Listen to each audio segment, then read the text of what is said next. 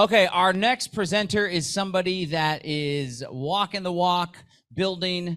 Like we've been saying today, there's a lot of people that want to do all this great stuff and have all these ambitious ideas, but it's the execution that is the challenge.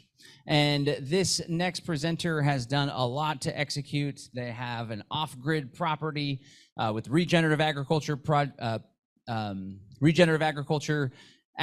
going on, and we're really excited to have them. They're also sponsoring this event, the Exit and Build Land Summit, so we wouldn't be able to do this without your generous support. Really excited to present Philip Gleason of Riverbed Ranch, OSR. Thank you so much. Thank you. Appreciate it.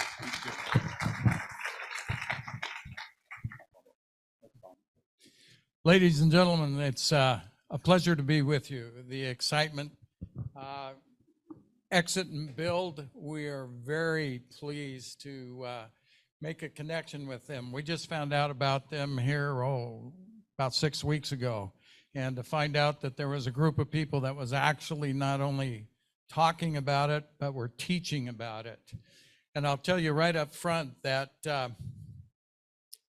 until you teach something, you really don't own it. And in fact, the teacher oftentimes gets more. So first of all, I'm Philip Gleason. I have one great-granddaughter. I have 30 grandchildren. I have 7 children, and we celebrate our 50th anniversary this year. I'm married to an amazing lady who is not into chickens. She is not into gardening, but she's into her husband, and I'm forever grateful to that. 4 years ago, I had an impression come up on me that I needed to do something more than just talk about the future and the challenges coming forward. And when you take time to listen and meditate, you'll actually get some answers from time to time. So I just want to bear witness to that. So what has been born out of this was OSR. OSR stands for Operation Self-Reliance. Now, self-reliance is a big spectrum. You know, okay, I get up in the morning and I put my own clothes on. I'm self-reliant. That's some of my teenager kids in the past said, I'm self-reliant, Dad. I got up. I'm going to share 2 experiences that I had with you that changed and rewired my brain.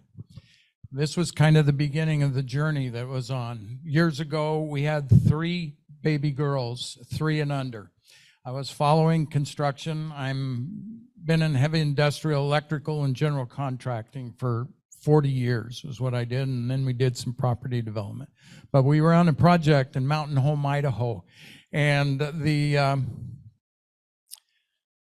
project was only supposed to last for 6 months. It lasts for 18 months. So we ended up spending the winter in Mountain Home, Idaho. Now, this was a long time ago, you know, come Friday night was great, celebrate. Saturday night was great, but Saturday night, all the sidewalks rolled up. So nothing came back on until it was Monday morning. Well, the holidays came by and we decided that we wanted to take the grandbabies down to see Grandma and Grandpa, and we were going to spend a week. And it was no problem. We headed down and we celebrated, had a wonderful time, came back on that Sunday night. It was about midnight, only we had a problem. It had turned bitter cold. Our propane, which had been lasting 2 weeks, didn't make it. It was almost 0 degrees outside, and inside our RV, it was almost 0 degrees. But no big deal. We took the babies, we put them in between Mom and Dad, we put the blankets on us, we had an electric blanket. Now our only problem was, in getting these babies to sleep, was that we didn't have any water to give them because it was all frozen. We couldn't feed them. This was before wet wipes, so we were unable to give them an appropriate diaper change. But we finally got everybody settled down. It's just after midnight, and we turned the electric blanket all the way to high, and we were okay. We were okay.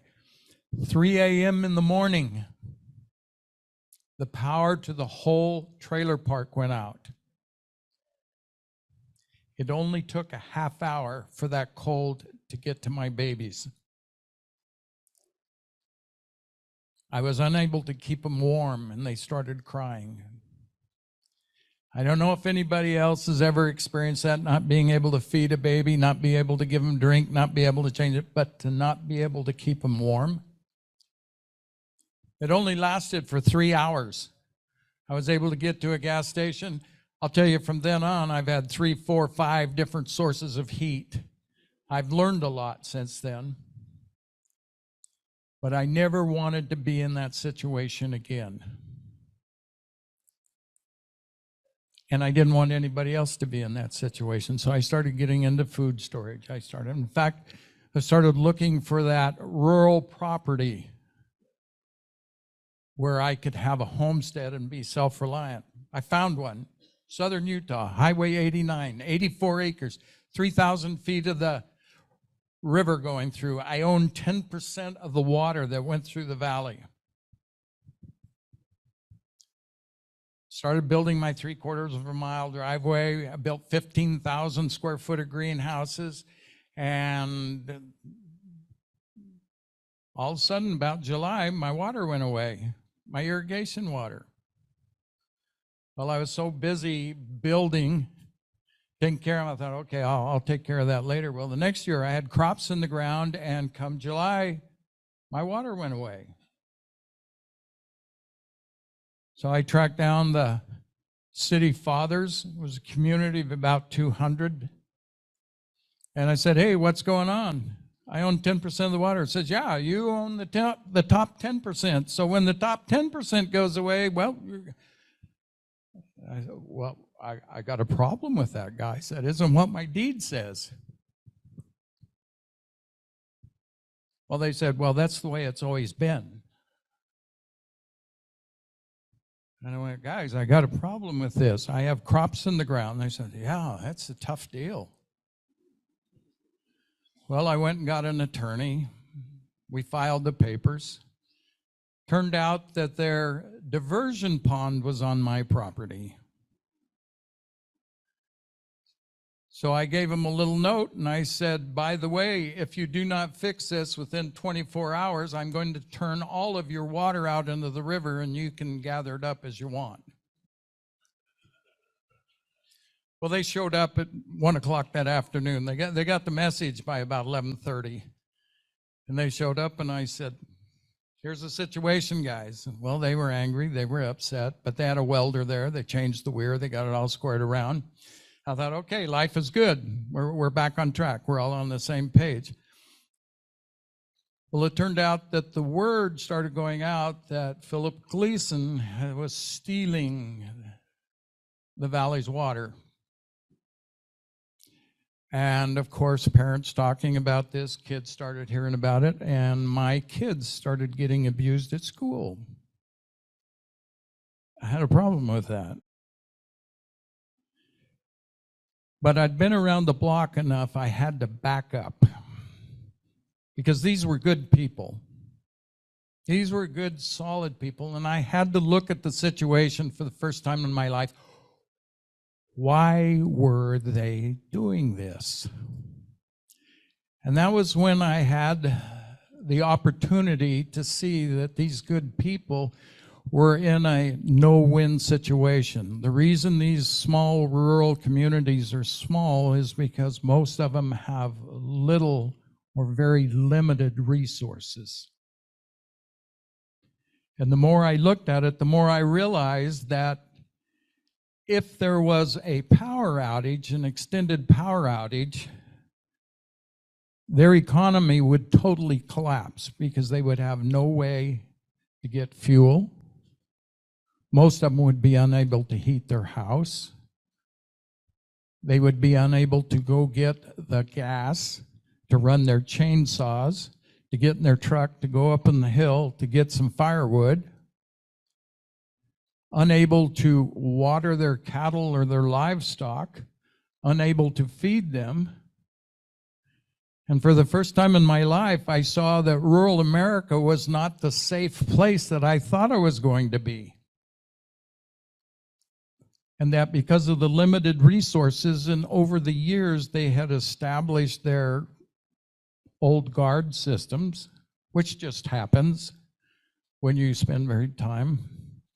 So that put me in a quandary, folks. I did not know what to do.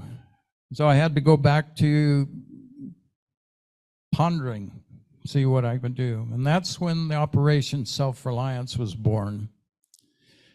And what that would be, and we found out that research bore this out, that there are agricultural land co-ops around the world. You find them in Peru. Granja Porcon is one of them. You find them in Italy. You find them in Spain. Come to find out that if you have over a membership of over 200, that these are wide enough in knowledge, experience, deep enough in age, that they will go generational. And so with that concept in mind, we started realizing and looking at some of these templates that we could do, that we could actually create an agricultural, resident-owned communities with like-minded neighbors. Now, I don't know about any of you guys, but people who are into preparedness, people who are talking about, conspiracies and things like that, they're kind of weird. I found myself on that side of the bench. In fact, my family, it was interesting when I first started this project. My daughter went to my wife and said, "You need to go to the church leadership and straighten Dad out."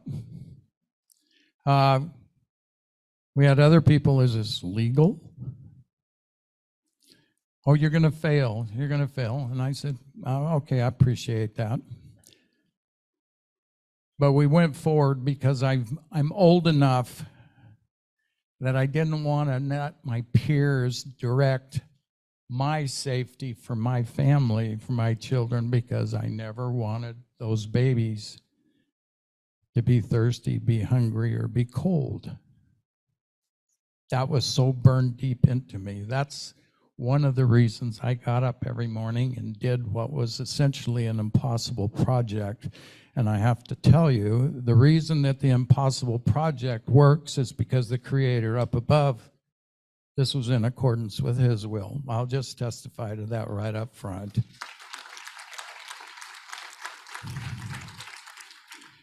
Now, you understand the why. When we determined that we needed to put together a project and that it would require to be self-reliant, you wanted at least 200 self-reliant neighbors. Okay, with 200 self-reliant neighbors, there's a built-in defense. I was no longer the person that my neighbors said, "Oh, when the shit hits the fan, I'm coming to your house." I got too many of those neighbors. I had to make some changes. So we started doing workshops. As we went around the workshops in a 4-state area, and we started finding other people that had the similar opinions, that they wanted to change. They needed a place. They didn't want to be tax rebellion. They didn't want to be militant. They didn't want to be a religious statement. They wanted a safe place to raise food for families. That was what they wanted. That's what I wanted. But I wanted to be with good people that understood the same thing. And so we started finding those. We found them, one here, one there, found a couple in Idaho, found a couple down in Arizona, found several in Utah, found one in Wyoming. And we started looking for land in these 4 states because we needed over 1,000 acres that had to be arable so that we could grow food. We had to have water. We had to have the ability to build houses, a barn, a greenhouse, a garden, an orchard, a well, put in solar, and approved sanitation. And we had to be able to do that within the bounds or restrictions of the statutes that were required with building permits. And we also knew that we needed to build houses that would not turn into a freezer in the middle of the winter if you ran out of fuel. So we started looking for methods and materials to build. We started looking for suppliers. We found one, which we now have added to our preferred supplier list. It's called Simply Built. It's made out of steel and polystyrene. Its walls are 9 inches thick. And the cool thing is, I built 900 square feet. We were able to put it up and get the shell in less than 10 days. They now do that in 4 days. It has an R40 to 50 in the walls, has an R80 to 100 in the ceilings. It takes less than a hairdryer to heat and cool it when it's really cold or really hot. Most of the time, it stays between 60, 70 degrees. And if I hadn't had to come to do this, to be with you good folks, my wife would have me putting in the electrical outlets right now because the flooring is done. But she knew she wanted other families to have an opportunity to do a similar thing. So having a house, a minimum of 600 square feet is a requirement. We recommend a minimum of 800 square feet. You have to have a barn. We don't know what size of barn, but it has to meet the wind and snow loads so that you don't get a cheap metal building blowing over on your neighbor and hurting somebody, okay? But again, I say we don't know what size, and we don't require a size because we don't know if you're raising horses or worms. You have to have a greenhouse. With the greenhouse, has to be a minimum of 600 square feet. And by the way, we've found people in Ogden, Utah, that are raising citrus in a hoop house without any additional heat. They use a 2-layer poly, but they use a lot of water barrels. I was able to exercise. I have a 1,600 square foot single poly house. I grew beets and lettuce and several other cold weather plants all winter long. Now, the reason we say 600 square feet, we found out from the University of Arizona, the individuals that did Biosphere 2 and the Epcot Center, they said you could take a 10-foot by 10-foot area in a greenhouse and raise 80% of the nutritional needs if you're growing horizontally and vertically. So, what does that mean to me? I happen to also be the oldest of 18 children, 14 by my mom. She passed away, Dad remarried, had 4 more. With all these siblings, it's funny, in the beginning, there was a lot of them that was thinking, you know, my brother's crazy, he's losing it. But I now have 2 sisters that now have purchased shares next to us. We have it out there. And now my siblings and some of my children are saying, Dad, how's the project going? Oh, we're going, okay, what do you think of it? Well, I just kind of seeing what this war in Ukraine is doing and, you know, the food prices and stuff. I just got some concerns. I said, oh, really? Where'd you hear about that? I says, oh, my crazy dad. Things are changing. Things are changing. People are changing. We're finding out who wants to be self-reliant and who just wants to capitulate. Now, along with the greenhouse, you got to have a garden and orchard. By the way, those that say you can't do very much with 2 acres, I would recommend you look at the book called The Market Gardener by Mr. Fortier. It's found on Amazon. You can get it. But it's about a husband and a wife that took 1.5 acres, low tech, did not even own a rototiller at the time, and they were able to produce enough food that they were making a 6-figure income.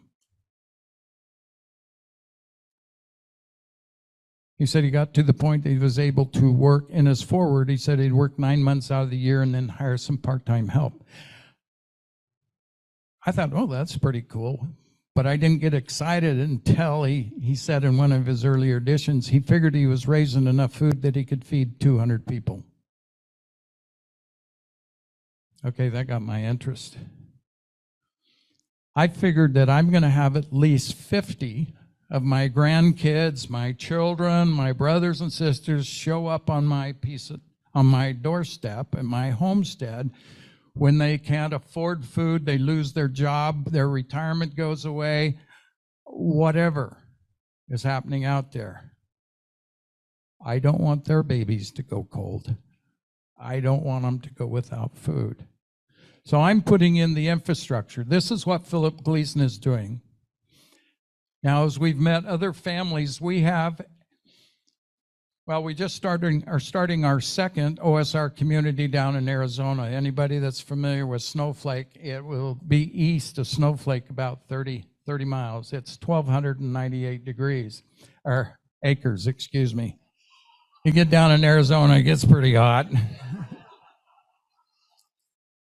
Our first project, we've sold over half of the positions there. We have 130 shares sold out of 250. I have to tell you, amazing, amazing people showing up, pioneers. We have educators, we have engineers, we have doctors, healthcare professionals, contractors. We go through an interview process. We're looking for people who want to be self-reliant. Most people don't want to be self-reliant. They want to be taken care of. Well, I'd like to be taken care of. I've told my kids, you know, when you're ready to take care of me in a manner that I'd like to grow accustomed to, come talk to me. But in the meantime, I and Grandma are going to work our tails off so that you can have a place to come when you can no longer afford your playthings. We're looking for people who want to be self-reliant, people who have integrity. Okay, a lot of people today will tell you what you want to hear to get what they want. The most important reason for integrity is when you say something, you know you're going to do it. Hell or high water, or you'll have a really good reason. That's what integrity is a belief in yourself. Second of all, they have to like people. I'll tell you, self-reliant people struggle with narcissists. Narcissists do not like self-reliant people because self-reliant people have opinions.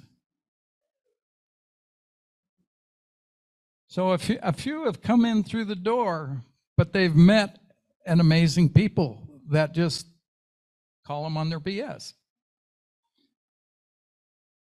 The other thing that I like about self-reliant people is they understand that choices have consequences.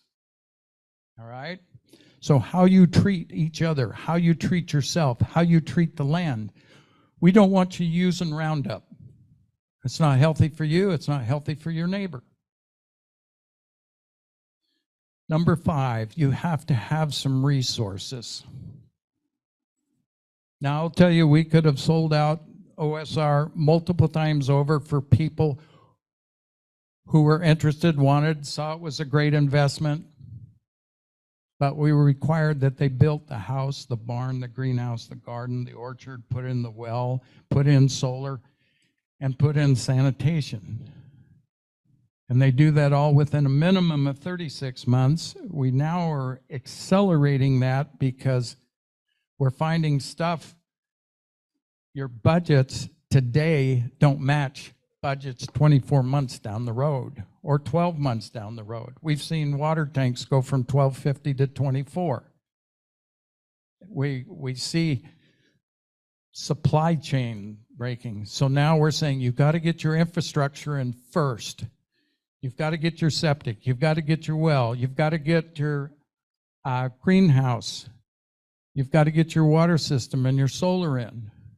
If you have food, you can build a house out of dirt. If you have a house and no food, it's the end of story. Does that make sense? And so there's a lot of different ways to do what we're doing, but this is what we're doing because we're creating safe places for our children, for generations to come. It's a nonprofit. It's an agricultural cooperative.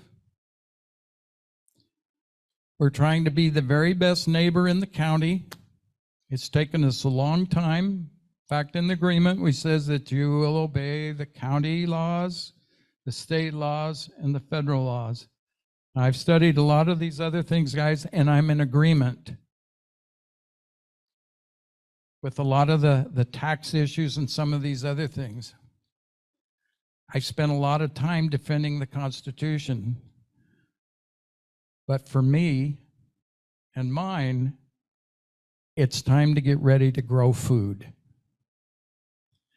And I'd like to invite you to come to our table. We're out there at table number 3 to get more information. Go to our website and see what we've got, what's available. This is not for everybody. Getting self-reliant is a lot of freaking work, okay? I'll be 74 this year. I'm not looking forward to finishing my stucco job. But it's happening. Amazing people I can share with you. But I'd like to leave 2 things with you.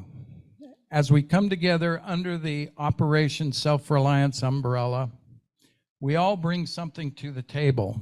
We found people like Simply Built that are building these homes that you can put up 2,000 square feet in 4 days, okay, and have a totally insulated shell. We found people like Solarc down in Plano, Texas. These are military engineers that were doing EMP testing for the military, designed their own system. There's cheaper systems out here. But these are some of the preferred people that are helping us, giving us a leg up. We want to find more of those so that we can pass them on to our neighbors. And we want to find more of our neighbors so that we have a good place to raise our children. Final thing, we've been told you give a guy a fish, you feed him for a day. You teach him how to fish, you feed him for a lifetime. I have been watching these 50-plus young children growing up over this last year or 2 at the Utah OSR Land Co-op. And what we're seeing is a potential for the future. I now believe that if you can teach people how to teach how to fish, you can feed a nation. And I leave that with you.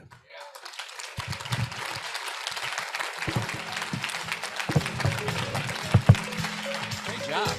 Give it up for Philip Gleason. Wow. Great speaker.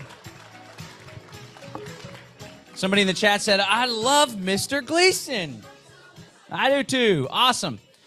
Not only is it a great speaker, a big doer, doing amazing things, but they're also sponsoring this event. So we really appreciate you. And it's really cool to see your project come together. Wow. Very, very incredible project. And definitely go check them out at the booth. They got a nice booth too. I'm impressed with this guy. I'm impressed. And I imagine living at the property, buying a piece of land there at the property is just as amazing as that presentation.